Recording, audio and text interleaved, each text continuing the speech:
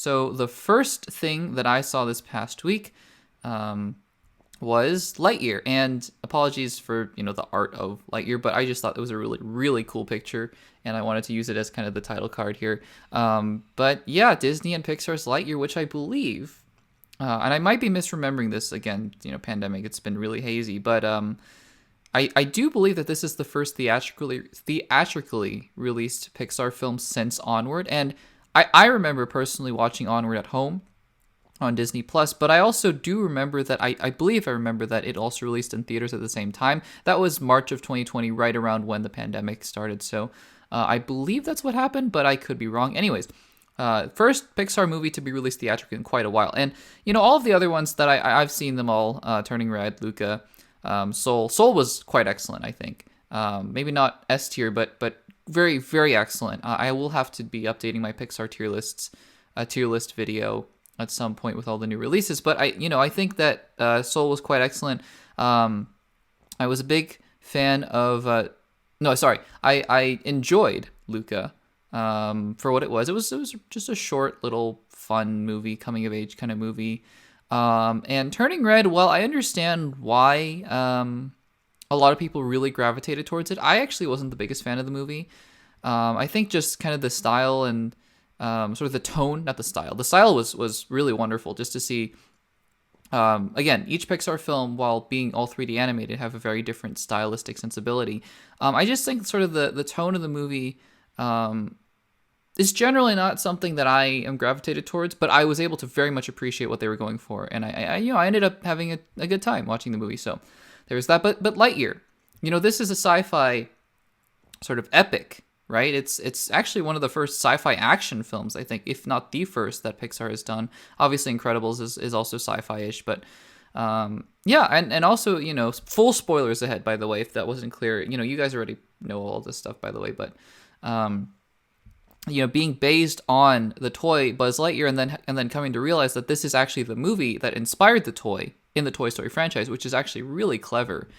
All kind of, it was really intriguing. And obviously, of course, our favorite Captain America, Chris Evans, was cast as Buzz Lightyear. And that is, I personally, once I heard the casting, was like, yeah, I didn't think about that at first, but if you're not going to get Tim Allen back, and we'll talk about that in a little bit, but, Chris Evans, he has the gravitas, he has the voice, I think he has the mannerisms, even, like, you can see him as even a live action Buzz Lightyear, even.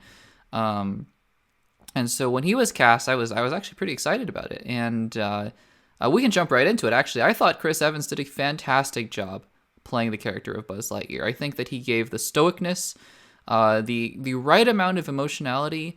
I think that, it's interesting because you see in the picture, he's at the premiere of Knives Out. Knives Out is a movie where he plays a villainous character. And I think he does a good job, and it might not have anything to do with his acting ability, honestly. I think he's a really good actor, but, he having played Captain America for a decade, right?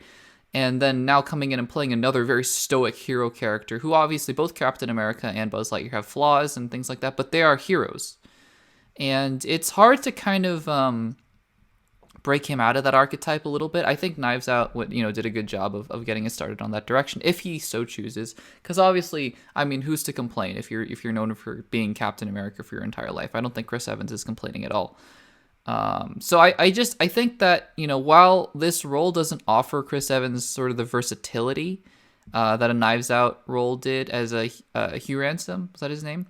Or Hugh Ransom, I'm forgetting the last name of that family. Anyways, that's going to bother me now. Anyways, but yeah, I think that this role was really built for him, in a sense that it offers him basically the same kind of characteristics as Captain America, and I think he did a great job. Now, another thing that I was, wondering about is how they were going to sort of tie it together with the Toy Story franchise, and I think that it does it in a very clever way. We can talk about eventually Zurg, and that's obviously a big part of how this ties in together with the Toy Story franchise, but I think that there are a couple questions you need to answer. Well, you need to sort of address, at least. I mean, first of all, the mannerisms, which I think are spot on. I think that it's very clear to see that this character on the left here, the Buzz Lightyear in the movie, and the character on the right, Buzz Lightyear, the toy who came to life, are one and the same. I mean, coming from the same sort of branch. And I think it's very clever that, you have this idea of a different actor voicing the character in the toy, because that's often what happens, right? It's not Chris Hemsworth is not voicing every single, talking Thor doll, for example. And so I think that that's awesome. I think that worked really well. The other thing that we will address in just a second is obviously the "I am your father" thing from Toy Story 2 with Zurg, and I think that it's that was really the big question that I had going in. Is like, okay, how are they going to sort of address that in the movie? It inspired the toys to think that Zurg was Buzz's father, and I think that was addressed very cleverly.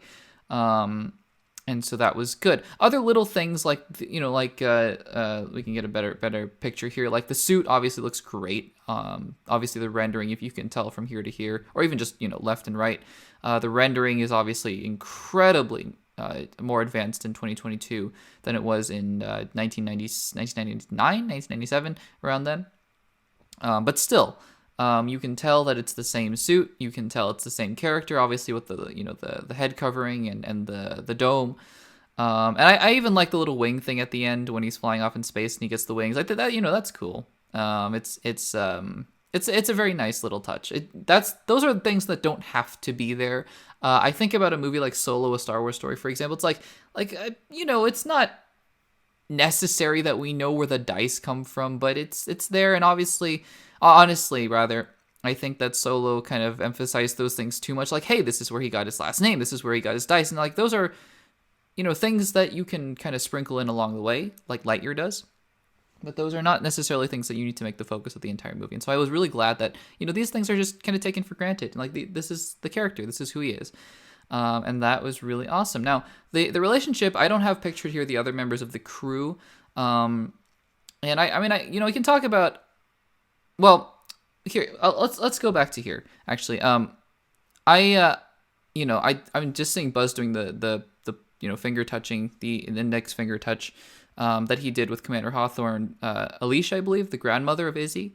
I don't know if this is Izzy in the picture or if this is Alicia, but we can use this as a good segue to talk about the film as a whole, and say that for the first 30 minutes of the movie, I thought that this would be an S-tier Pixar movie. I was floored by this movie. It had all of the right Pixar isms, if you will, but in a good way, and I think that it brought the emotion, it brought the laughs, it brought the heart that it needed to.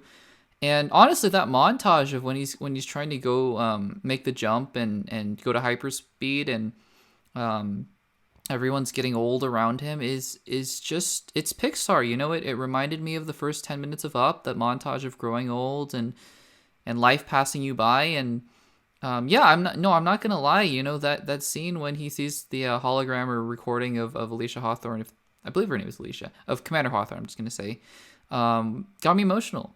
And that was in the first 20-ish minutes of the movie and 30 minutes of the movie. And I at that point I was like, wow, this is a really good Pixar movie. And it was deep too. It's these questions. I don't know if you've seen the movie Arrival or actually read the short story that it's based on, called the book is called The Story of Your Life, by an author named Ted Chiang.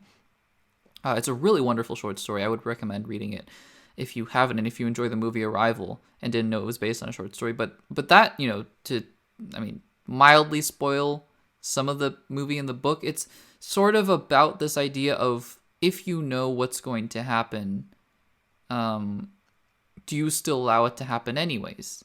Even if it's bad, like, what about all the good that comes along with it? And it's not exactly the same. Obviously, there's some Interstellar mixed in here as well in this movie. But it's this idea of, you feel this obligation to try to save these people that you put them in the perilous situation to begin with, but you're also watching life pass you by, and you're not really living the life that you could be, that Commander Hawthorne was living and Buzz just missed out on. And that stuff is beautiful. That stuff is really beautiful. Now, I will say, the movie's about an hour 45. So the first 30 to 40-ish minutes, I was completely hooked. Like, I thought this movie was fantastic. The next hour of the movie, the rest of the movie, I thought was fine. Was good. It was a rather fun, inconsequential space movie with some interesting things sprinkled here and there, like with Zurg and all that sort of stuff, and it was fine. I don't have pictured here Taika Waititi's character and the other Pearl Space Ranger who was really funny. They were both they're both very funny. I just have Izzy here. Or no, is this Alicia? I don't quite I don't know what scene this is from. I believe this is Izzy, but anyways, I so all that to say is that the crew here, the crew didn't really make an impact on me, is what I will say, and that's why I'm having a hard time remembering. I don't even remember the names of Taika Waititi's character or the parole officer. Izzy herself as a character didn't really make an imprint on me. I think that the crew themselves, they were not as memorable as I'd like it to be, because I think that the second part of the movie is really based on this idea of comradeship and Buzz trying to, the rookie thing at the beginning, and now Buzz trying to figure out who he is and as a leader. And I think that the second part of this movie, diving into the sci-fi stuff, and hey, it's a band of misfits. It was classic sci-fi. It was classic movie, and there was nothing unremarkable about it, but there was also nothing remarkable about it either. And I think that this part of the movie was just me kind of sitting back in the theater and going, yeah, this is fine. This is a fun movie. Now, obviously, if you've seen the movie, this character, Socks, steals the entire movie. He is awesome. I just can't get enough of this character. This is how, toys galore, obviously, but I think earned in a sense, right? It's not like Star Wars where sometimes they just put in a droid there just to sell a toy, or like, porgs or whatever. This character has a pivotal role in the movie, has a really big heart, I think, ironically, for sort of an android cat, and a robot cat, and can't say enough good things about this character. Finally, to wrap up this review, I wanted to talk about Zurg, obviously, because Zurg is the antagonist of the film. And going straight to the twist, I think that it's a really clever way to tie in Toy Story 2 with the I Am Your Father thing. I was wondering, obviously, the whole movie, once Zurg was announced, and once I saw Zurg in the trailer, and once I saw Zurg in the movie, I was like, okay, what's going on here? Is Zurg just a robot? Obviously, with the I Am Your Father implication is that there's a human in there. And I love how when the costume first opens up and it's this older man, and you kind of and Buzz says dad, and you kind of go, oh, is that his actual father? That would make sense, right? And then the older version says not quite, and you go into this explanation of this is a Buzz in the future who went back in time, and I guess this is an instance where you can meet your older self in this kind of time travel or whatever they're deciding it is. I don't know. I don't honestly. See my video on X-Men Days of Future Past and Avengers Endgame. The simpler that time travel is, often the better in movies and entertainment, but whatever. It's fine. But yeah, I thought that the way that they portrayed this, where this is a Buzz who wants to complete the mission, and the current Buzz, present Buzz, not old Buzz, is like, no, there are more important things. I thought that was all really good. The action scenes were great. Obviously, it's 2022 Pixar. Look at this character. Look at the rendering. Obviously, I don't have a picture of the Toy Story version of Zurg, but it's obviously. We can go back to here. It's like it's night and day, right? The shadows and the detail and all that sort of stuff. Again, 1990s, late 1990s. It was revolutionary, to say the least. So. Those were my overall thoughts on Pixar's Lightyear. I think that the first 30 minutes of the film are phenomenal. I think the last hour is good. And overall, that makes for a pretty decent, satisfying theater experience. It's not too long. It's an hour 45. And I think that, whoever you are, parent, kid, grandparent, whatever age demographic you are, I think that you will enjoy the film. I don't think that there's a lot in here not to enjoy, and I'm very happy about that. We do harken back to the days of Coco and Inside Out, and I even think Soul didn't quite get there. Up, Monsters Inc., Ratatouille. We're hoping for some of those level caliber films in the future. Some people thought Turning Red was that. I personally didn't. Some people thought Soul was that. I thought it got very close, but not quite. And this movie didn't quite get there. The next movie up is a film called Elemental, so we'll see about that one. I'm not entirely sure about it, but you never know. Pixar is capable. Pixar is very capable, and so we will see about that. Obviously, by the way, just to cap off this review, there were 3 post-credit scenes. 2 of them were jokes, but the third one, is Zurg Survives, and just to say that if they made a Lightyear 2, I would see it. but I wouldn't be all that excited for it. I think that this story wraps up fine, and I don't think we need to revisit it at all. But maybe this was just them saying we want to revisit it, or maybe it's just them putting it there just in case. I don't know. But that is that.